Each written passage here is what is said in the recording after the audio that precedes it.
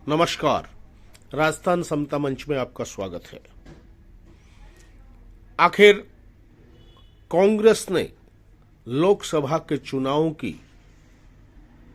विधिवत प्रक्रियाएं प्रारंभ कर दी लगती है। आने वाली 4 तारीख को कांग्रेस के प्रभारी सुखजिंदर सिंह रणधावा, प्रदेश कांग्रेस कमेटी के अध्यक्ष गोविंद डोटासरा और नेता प्रतिपक्ष टीकाराम जूली आ रहे हैं चूरू सर्किट हाउस में। 4 तारीख को शाम को रात्रि विश्राम चूरू सर्किट हाउस में करेंगे और सुबह कांग्रेस के लोगों की नब्ज टटोलने का काम करेंगे कि लोकसभा चुनाव में चूरू लोकसभा क्षेत्र से कांग्रेस का ऐसा कौन सा व्यक्ति है जो दमदार प्रत्याशी के रूप में उभर सकता है। तीनों कांग्रेस के नेता इस अभियान को लेकर ही चूरू आ रहे हैं। कांग्रेस में प्रत्याशियों का कोई अभाव तो नजर नहीं आता, लेकिन कांग्रेस के जो नेता संभावित प्रत्याशी हो सकते हैं उनमें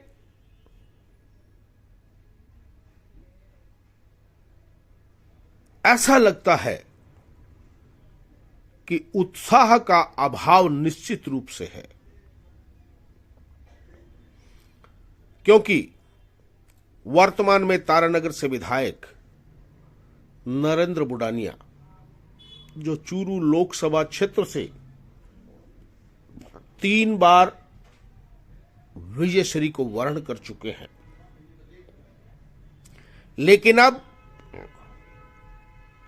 कुछ तो उनकी पूर्व सांसद राम सिंह कस्बा, वर्तमान सांसद राहुल कस्बा से आपसी सेटिंग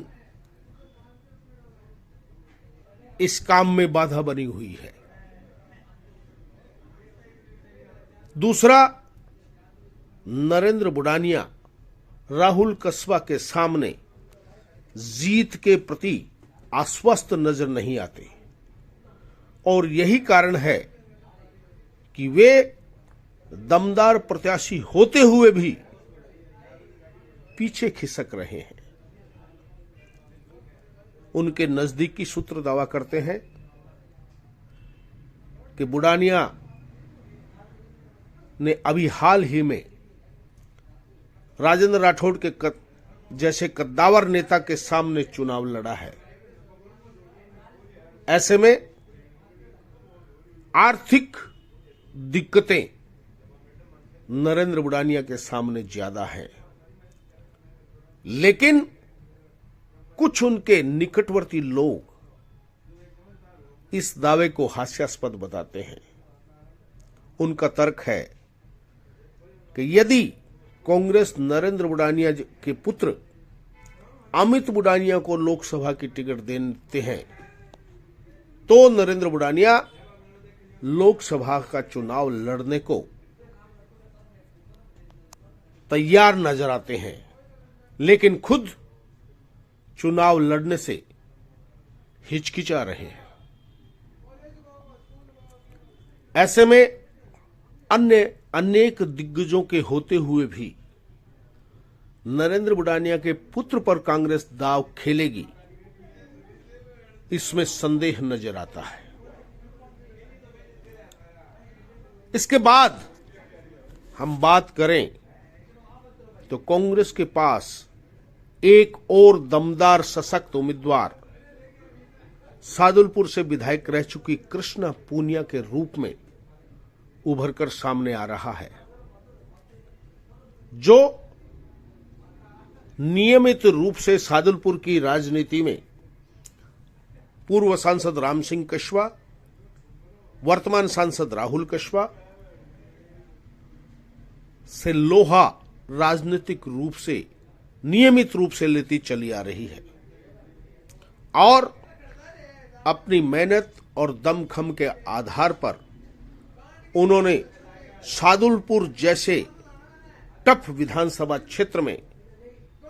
अपने आप के लिए स्थान बनाया है, जहां पूर्व सांसद राम सिंह कछवा और कांग्रेस के पूर्व विधायक रह चुके नंदलाल पूनिया, इंद्र सिंह पूनिया से लोहा लेकर आज इस मुकाम तक पहुंची है। हालांकि वर्तमान में पूर्व संसदीय सचिव इंद्र सिंह पूनिया कृष्णा पूनिया के साथ खड़े हैं और नंदलाल पूनिया भारतीय जनता पार्टी का दामन थाम चुके हैं। लेकिन कृष्णा पूनिया कांग्रेस के पास वह नाम जरूर है जो सादुलपुर जैसे राहुल कस्बा के निजी विधानसभा क्षेत्र में दमखम रखती है और राहुल कस्बा को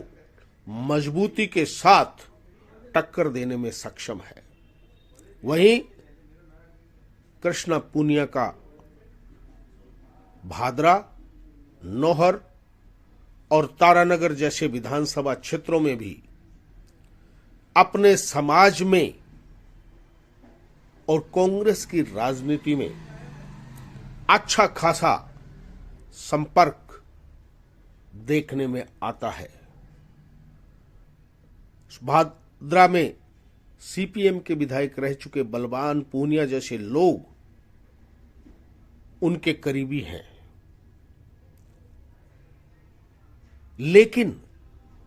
कृष्णा पूनिया के सामने सबसे बड़ी जो दिक्कत आ रही है वह कांग्रेस की अंदरूनी राजनीति है। नरेंद्र बुडानिया स्वयं तो चुनाव लड़ने में हिचकिचा रहे हैं, लेकिन ये किसी भी सूरत में नहीं चाहते कि कृष्णा पूनिया पूरे लोकसभा क्षेत्र में एक नेता के रूप में स्थापित हो जाए, क्योंकि कृष्णा पूनिया भी जाट समाज से है और नरेंद्र बुडानिया स्वयं जाट समाज से है। ऐसे में बुडानिया किसी को भी स्वीकार कर सकते हैं, लेकिन उनकी जो राजनीतिक शैली है उसमें वैसे तो वो किसी भी दूसरे जाट नेता को स्वीकार करेंगे, इसमें संदेह है, लेकिन कृष्णा पूनिया को तो किसी भी सूरत में स्वीकार करेंगे, इसमें राजनीतिक जानकार संदेह व्यक्त कर रहे हैं। दूसरी ओर 2 बार लोकसभा का चुनाव लड़ चुके और 3 बार चूरू विधानसभा क्षेत्र से कांग्रेस के टिकट पर किस्मत आजमा चुके रफीक मंडेलिया भी कृष्णा पूनिया का मन से समर्थन कर पाएंगे, इसमें संदेह व्यक्त किया जा रहा है। और चूरू जिले की यदि जाट बनाम अन्य की पॉलिटिक्स पर गौर करें तो रफीक मंडेलिया, अनिल शर्मा, मनोज मेघवाल, अमित चाचाण जैसे नेता किसी भी जाट को खुशी खुशी स्वीकार करेंगे ऐसा लगता नहीं है, क्योंकि नौहर की राजनीति में अमित चाचाण लगातार दूसरी बार जाट बनाम अन्य के नाम पर ही एक बार फिर से जीत कर आए हैं और उन्होंने मटोरिया परिवार के व्यक्ति को लगातार दूसरी बार शिकस्त दी है। ऐसे में कांग्रेस द्वारा जाट उम्मीदवार देने पर उनकी स्वयं की राजनीति प्रभावित होती है। तो लगभग यही स्थिति सरदार शहर विधानसभा क्षेत्र में नजर आती है कि कांग्रेस के विधायक अनिल शर्मा जाट उम्मीदवार को स्वीकार करेंगे, इसमें संदेह है, क्योंकि हाल ही में उन्हें विधानसभा के चुनाव में भारतीय जनता पार्टी ने कम, कांग्रेस के ही उनके ही बनाए हुए नगर परिषद सरदार शहर के सभापति ने बागी होकर निर्दलीय चुनाव लड़कर उनके लिए काफी मुश्किलें पैदा की थी और चुनाव को जाट बनाम अन्य में बांटने में मुख्य भूमिका निभाई थी और निर्दलीय होते हुए भी राजकरण चौधरी 70,000 से ऊपर वोट लेके चले गए। ऐसे में अनिल शर्मा जाट प्रत्याशी को स्वीकार करेंगे ऐसा लगता नहीं है। तो दूसरी ओर सुजानगढ़ विधानसभा क्षेत्र में मनोज मेघवाल बाल बाल बचे हैं विधानसभा में जाने से, क्योंकि किसी समय उनके पिताजी के समय से ही सुजानगढ़ की राजनीति में वर्तमान कांग्रेस के विधायक पूषाराम गोदारा जो सुजानगढ़ में लगातार प्रधान के पद पर काबिज रहे हैं, वे और उनकी पत्नी, उनसे उनकी अदावत होने के बाद और उससे पहले भी स्वर्गीय रामदेव सिंह ढाका, स्वर्गीय प्रधान रह चुके जैसे लोग जाट राजनीति के नाम पर स्वर्गीय मास्टर भंवरलाल मेघवाल को भी पसीने छुड़ा दिया करते थे। उनके चलते ही मनोज मेघवाल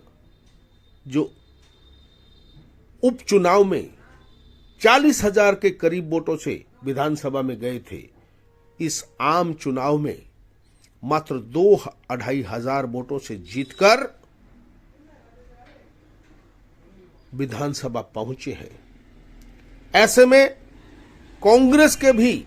गैर जाट नेता अंदरूनी तौर पर यह नहीं चाहते कि कांग्रेस का उम्मीदवार जाट हो और प्रदेश कांग्रेस कमेटी के अध्यक्ष के कुछ करीबी लोगों की अगर माने तो डोटासरा ने अनिल शर्मा को लोकसभा चुनाव में प्रत्याशी बनाने का मानस बना रखा है, ऐसा कहा जा रहा है। लेकिन चूरू लोकसभा क्षेत्र की राजनीति में जाट बनाम अन्य का फार्मूला सिर्फ 1984 के चुनाव में लागू हुआ था, जब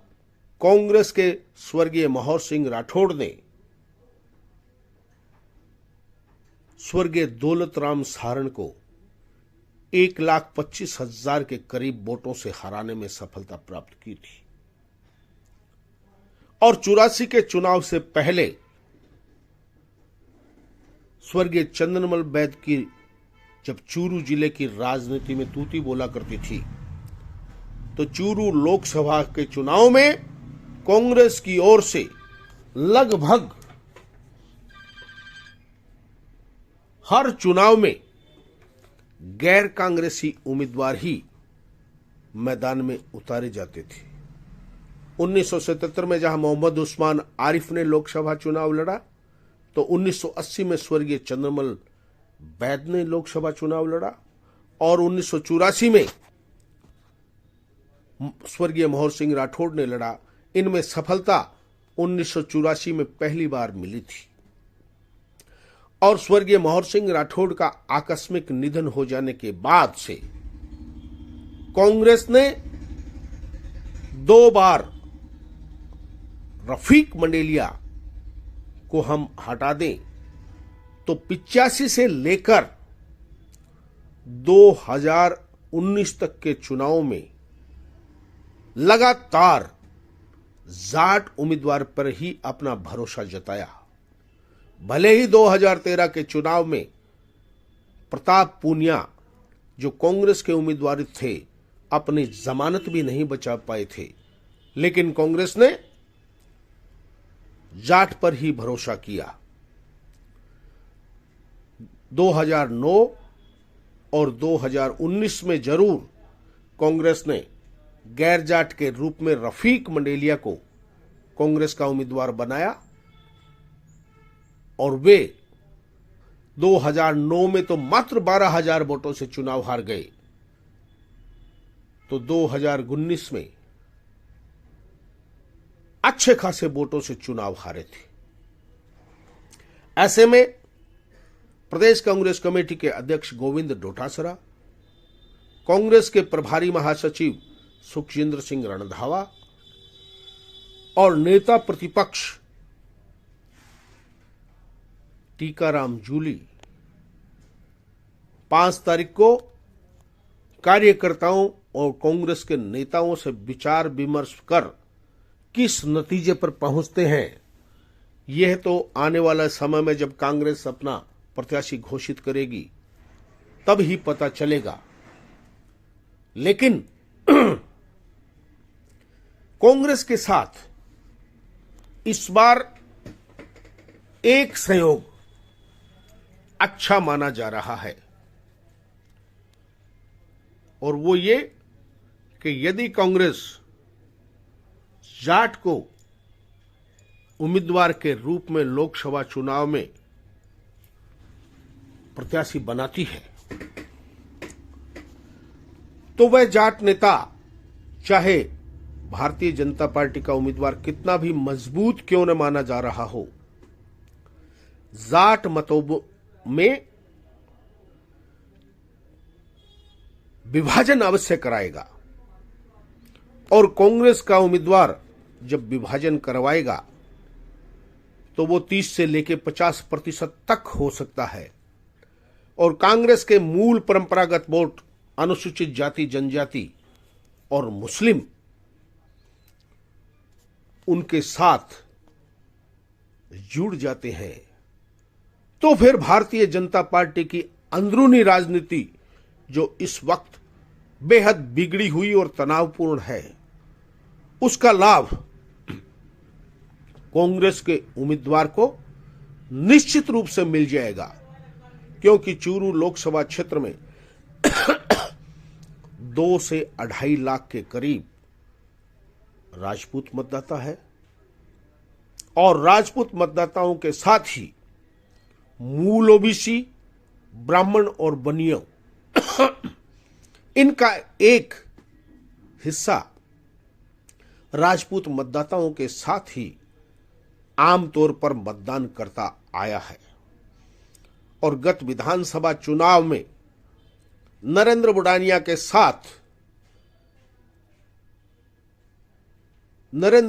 के सामने चुनाव लड़कर हार चुके पूर्व नेता प्रतिपक्ष राजेंद्र राठौड़ की हार से उद्वेलित उनका समाज इस बार लगता है कि राठौड़ की लाख कोशिशों के बावजूद भी राहुल कस्वा के साथ जाएगा, इसमें संदेह व्यक्त किया जा रहा है।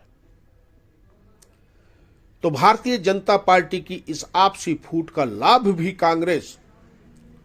तभी अच्छी तरह से उठा सकती है जब कांग्रेस का उम्मीदवार जाट मतदाताओं के बीच भी सेंधमारी करने में सक्षम हो। यदि ऐसा हुआ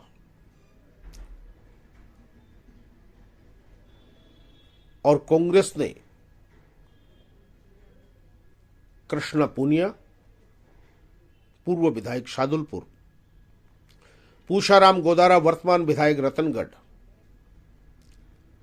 रणजीत सातड़ा पूर्व प्रधान चूरू जैसे लोगों पर विश्वास करके दांव लगाया तो ऐसा माना जा रहा है कि इस विकट परिस्थिति में भी कांग्रेस इस 2024 के लोकसभा चुनाव में चूरू लोकसभा क्षेत्र में कांग्रेस को एक बार फिर से सांसद के रूप में विजयश्री दिला सकती है, लेकिन यदि कांग्रेस ने, जैसा कि चर्चाओं और होर्डिंग के माध्यम से पता चलता है, जयपुर और दिल्ली रहकर सिर्फ वरिष्ठ नेताओं की चापलूसी करने वाले लोगों को, जो कि सत्ता के करीब रहकर आर्थिक रूप से भी संपन्न हो चुके हैं, उन पे अगर दांव खेलने की कोशिश कांग्रेस करेगी तो लगता है इस बार जो कांग्रेस की संभावनाएं बेहद अच्छी नजर आ रही है। कांग्रेस स्वयं खुद ही अपने पांव पर कुल्हाड़ी मारने का प्रयास करेगी, क्योंकि पिछले 30 से 40 वर्षों से कुछ कांग्रेस के लोग, जिन्हें चूरू लोकसभा क्षेत्र में कांग्रेस के नेता के रूप में न किसी ने अंगीकार किया है न स्वीकार किया है, लेकिन सत्ता के शिखर पर बैठे प्रदेश के नेताओं ने उनको हमेशा ही अपनी मेहरबानी से जबरन चूरू जिले की राजनीति में, चाहे संगठन हो चाहे सत्ता हो, हमेशा ही अगवा रखने का प्रयास करके कार्यकर्ताओं का दमन करने का प्रयास ही किया है। ऐसे उम्मीदवार अगर कांग्रेस उतारेगी तो परिणाम वही ढाक के 3 पात हो सकते हैं।